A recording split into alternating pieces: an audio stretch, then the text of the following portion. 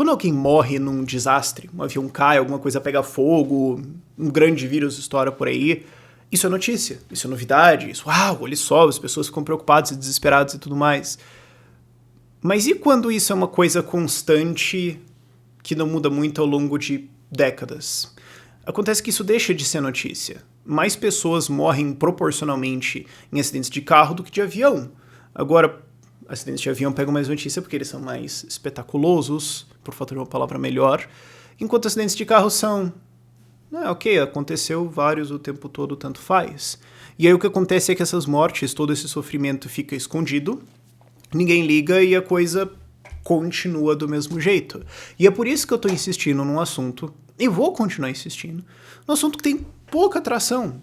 As pessoas não se importam tanto, que é saneamento. Gente, eu já fiz um vídeo literalmente falando, ninguém liga para saneamento. E de fato ele pegou menos views do que o normal. E vamos falar disso de novo, porque de novo a cidade do Rio de Janeiro está sem água. Tiveram que cortar o fornecimento de água de ontem para hoje, já foi retomado supostamente, mas não bem, vamos concordar, porque tinha detergente na água. O problema é que isso já virou normal. Normal ao ponto que falar disso é tipo... crianças morrem por falta de saneamento no Brasil o tempo todo. Não é mais notícia. Não é mais interessante. É uma morte constante, padrão, que não é manchete em nenhum ponto particularmente. Então ela fica esquecida e continua a gente morrendo e sofrendo por causa disso, e tomando água com cocô, detergente e segue o baile. O que está acontecendo? Por que isso acontece de novo e de novo no Rio? E eu já fiz um vídeo sobre isso recentemente, a gente tem que fazer outro para relembrar as pessoas disso. Não é por causa das narrativas fáceis que você consegue colocar aí. Até porque quando você tem eventos tão absurdos assim, uma narrativa super fácil é conveniente, né? Você tem que lidar menos psicologicamente com o absurdo que tá dentro na sua frente. Eu acho que daí que vem boa parte de teorias da conspiração também, mas... mas é o Witzel que tá... Cara, ele é um lixo. Ninguém é tão lixo assim. Estão querendo sabotar a empresa para poder privatizar. Se eu quero vender um carro, por que eu bateria ele contra uma árvore repetidamente? Não dá pra entender. O que eu gostaria que ela tivesse... Se eu fosse querer privatizar ela, né, se fosse uma grande plano, eu ia querer que ela tivesse muito valorizada, certo? Não pouco. Porque, porque estão pagando aí pra privatizar o negócio. Bom, então por que tá destruindo? Não faz sentido. Certo? Porque a esquerda... Cara, a esquerda não... Assim... Eles não tiveram no poder o tempo todo, certo? Grupos políticos no Rio de Janeiro oscilaram bastante ao longo de décadas. Então você tem que entender que, na verdade, tem 4 motivos para isso ter acontecido, que são um pouco mais complexos, e isso é aquela coisa meio efeito borboleta. Sabe, você tem um evento que causa outro evento, que causa outro evento, que causa outro evento, e daí tem detergente na água e alguém morre. Só que daí você fica procurando o evento imediatamente antes, e não volta atrás de tudo. E aí a gente tem que discutir isso. E antes de discutir isso, a gente precisa discutir o fato. Que assim, eu tava vendo essa discussão ao longo do Twitter hoje, a gente tava tentando me placar uma hashtag da CPI da SEDAI lá no Rio de Janeiro, erguer a discussão sobre a privatização e tudo mais, sobre o fato que tem que investigar esse troço. E daí, claro, vamos ter que olhar os replies, vamos ver o que as pessoas estão falando, vamos ver a discussão. E aí você vê gente falando, querendo defender, não, porque não pode privatizar, porque tem que manter estatal, porque estão querendo sucatear o negócio e vender. Mesmo que você não traga, assim, teorias da conspiração, tem muita gente defendendo isso. E o que a gente precisa entender é que, assim como na reforma da Previdência, passou do ponto aonde você tem alguma opinião política ou ideológica ao redor disso. Porque agora virou contábil. O fato é, a cidade do Rio de Janeiro está falida, o estado do Rio de Janeiro está falido e a federação está falida. Então, falta saneamento pra caramba no Rio, não tem dinheiro e não vai ter dinheiro e ponto final, acabou. Então, se você não privatizar a SEDAI, se você não privatizar a Companhia de Águas do Rio de Janeiro, vai continuar morrendo um monte de gente e acabou. Não tem, é porque falta vontade política. Falta grana. Não tem caixa para fazer isso. E por que é razoável esperar que um sistema que por décadas não fez porcaria nenhuma, de repente falasse, não, agora nós vamos resolver. É tipo você achar que alguma pessoa abusadora vai de repente melhorar do nada. Não, aceita o fato. Não é mais uma questão de liberalismo ou socialismo, blá blá. É uma questão de tem gente morrendo e defender que ela continue estatal é defender. Essa galera vai ter que morrer mesmo e acabou. É isso. É isso que está dentro do argumento da defesa da SEDAI. E eu não estou dizendo que as pessoas que defendem que a SEDAI continue estatal defendem que pessoas morrem. Eu só estou dizendo, ao defender essa ideia, as consequências são essas. Vocês entendem isso? As pessoas não estão entendendo isso, a gente precisa discutir isso mais. Isso posto, a gente pode ir para as causas mesmo, que são 4 primariamente. E aí alguém pode dizer assim, mas Rafael, não é culpa da SEDAI. A SEDAI é uma estatal de águas, que no fim das contas obedece o governo e a Assembleia Legislativa, então não é ela que escolheu fazer isso, privatizar não vai mudar nada. Sim, mas não.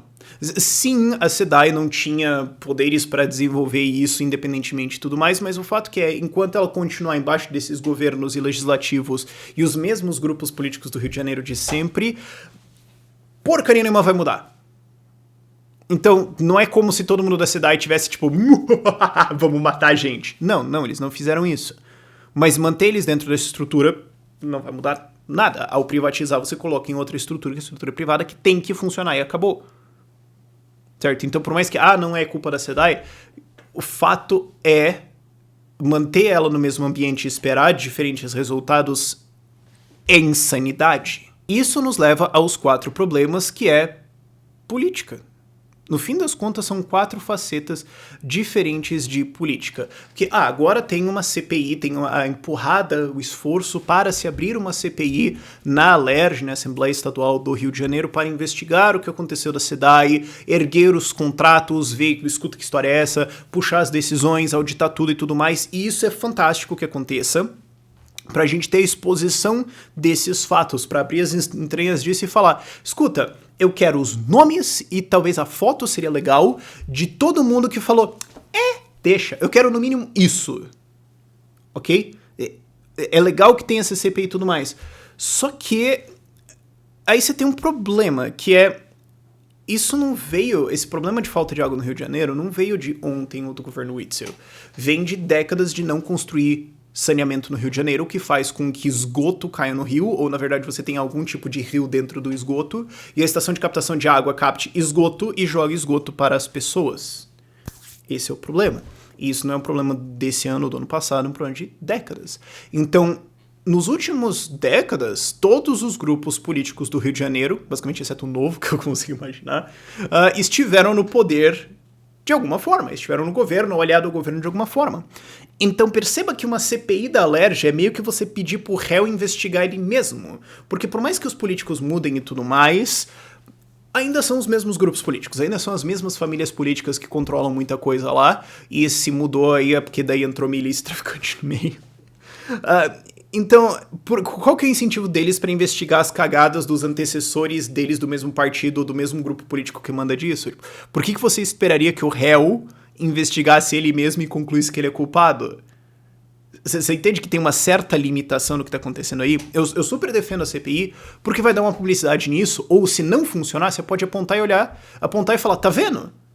Os caras não querem investigar. Tipo, você pode ir lá investigar e tudo mais, não faz porque não quer.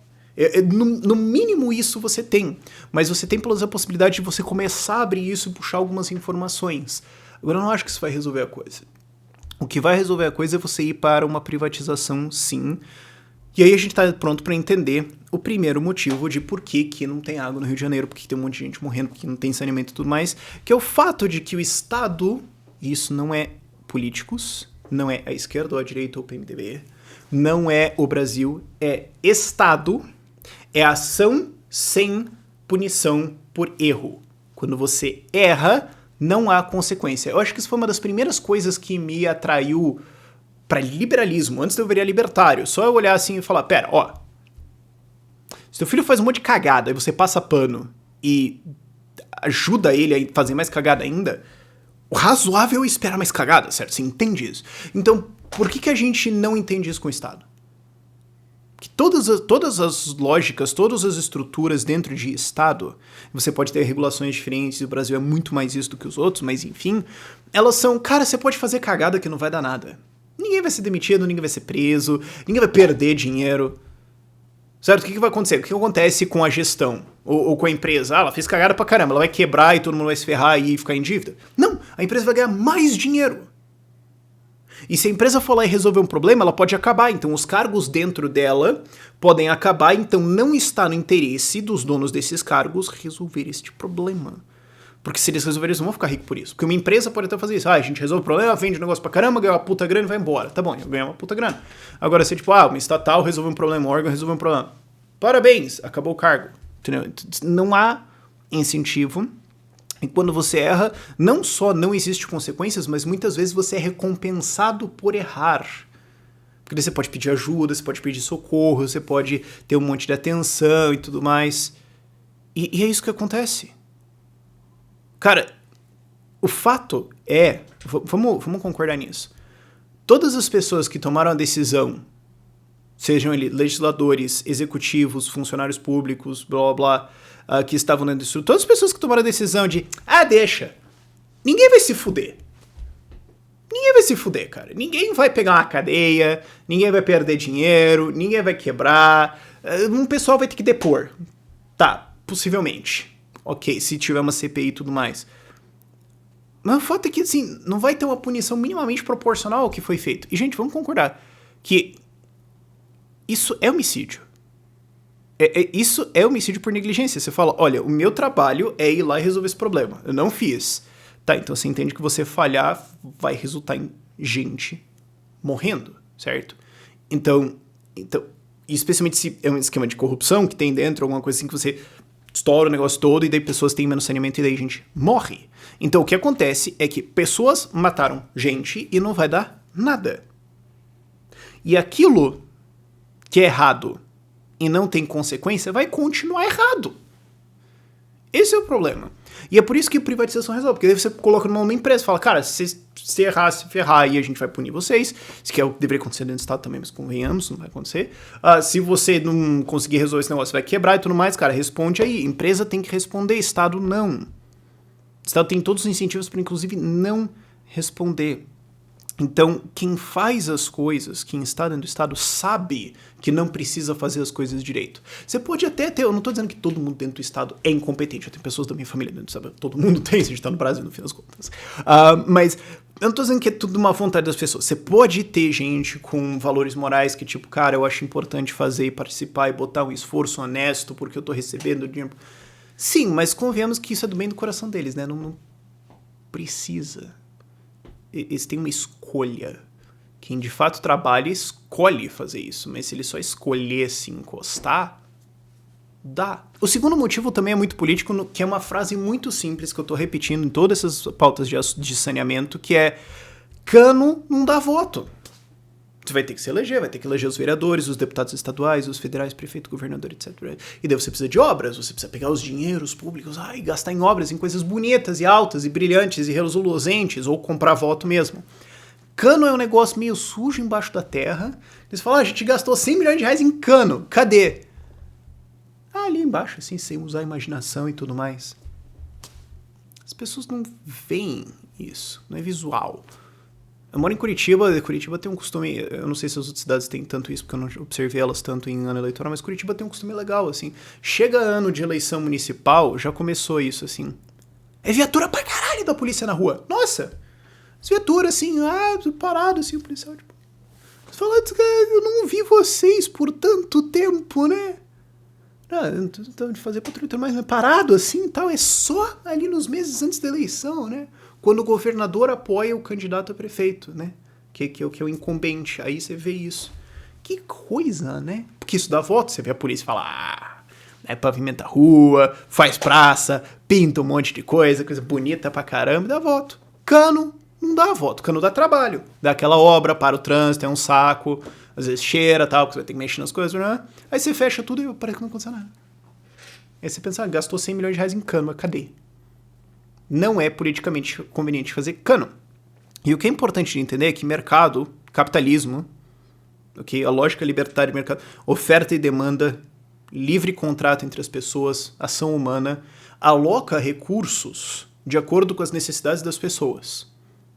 As pessoas manifestam as suas vontades em decisões de mercado, isso cria um sistema de preços, empreendedores respondem ao sistema de preços e assim fornecem o que as pessoas querem. E você pode até discordar do que elas querem, isso é o seu direito, mas Todo mundo tem o direito de ter uma opinião, é só que às vezes você tá errado, tudo bem. Mas o ponto é, isso faz com que empresas atendam às necessidades das pessoas. Um Estado não precisa fazer isso. Ele recebe seu dinheiro e acabou. Ele passa o imposto lá e acabou. E se você reclamar, você pode se ferrar pra caramba, inclusive. E aí? E aí o que acontece é que, se ele funcionar ou não, dane-se. O que ele precisa é ser reeleito, é continuar mantendo o seu poder, é continuar mantendo a sua estrutura. Então por que ele precisa atender você? Ele não precisa atender você, ele só precisa convencer você a reeleger o grupo político no poder agora. Então o que acontece é que enquanto você tem mercado, livre mercado, liberalismo, libertarianismo, capitalismo, bota o nome que você quiser, alocando para responder aos consumidores, política responde a o que é mais politicamente conveniente.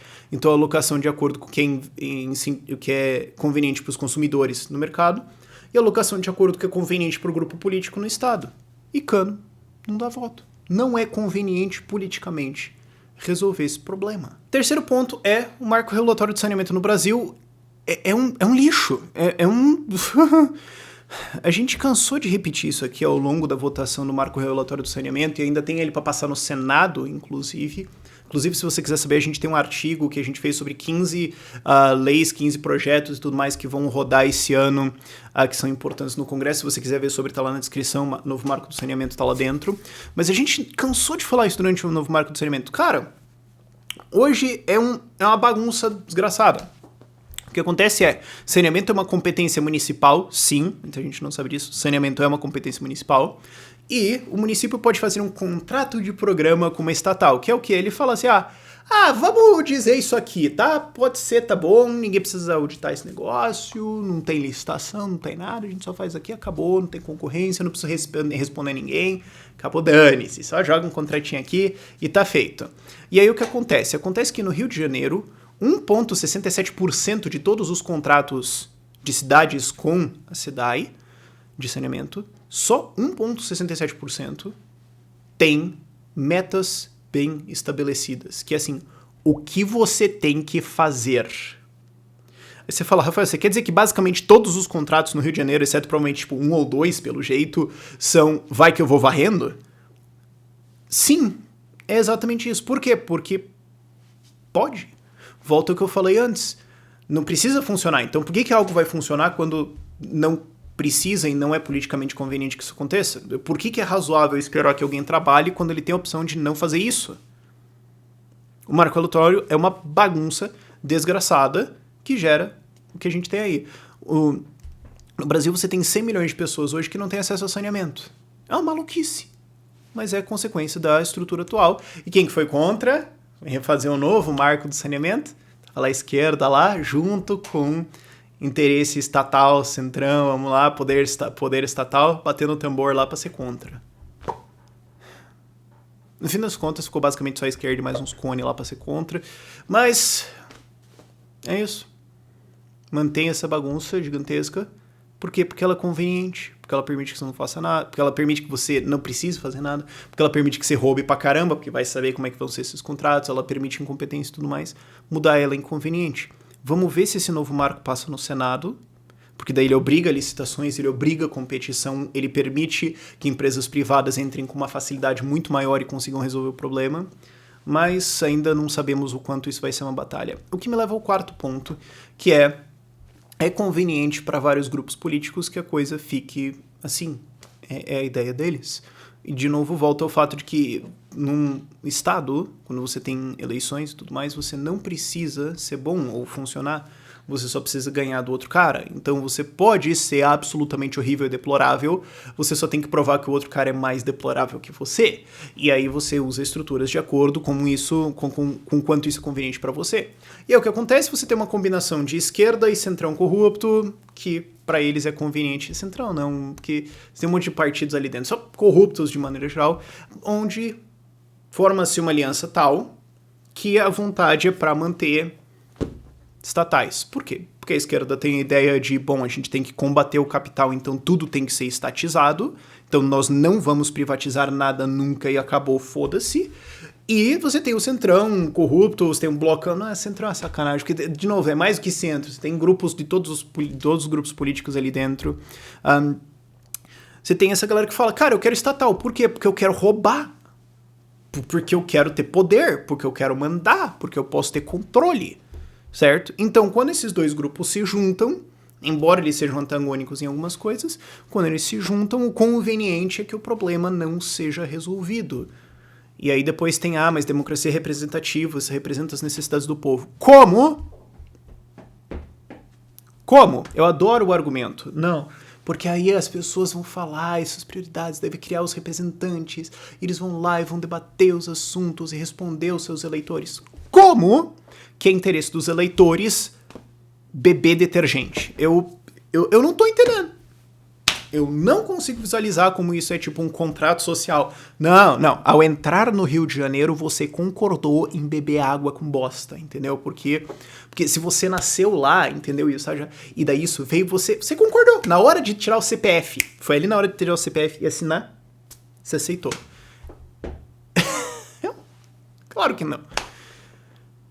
Mas tem gente que seriamente defende esses argumentos. Eu acho uma puta maluquice. O fato é que é politicamente conveniente que fique assim, porque grupos políticos diferentes acabam tendo o mesmo interesse no fim das contas e acaba assim. E qual que é a solução? Bom, é simples. Tira da mão da política. CPI nesse troço. Vamos ajudar a subir a hashtag lá, tweet com isso, a hashtag CPI da CEDAI, com C, tá? Pra quem não é do Rio de Janeiro, pode não conhecer. E também vamos defender a privatização desse negócio e privatização de, preferencialmente, tudo. Por esse vídeo é isso. Tchau, tchau.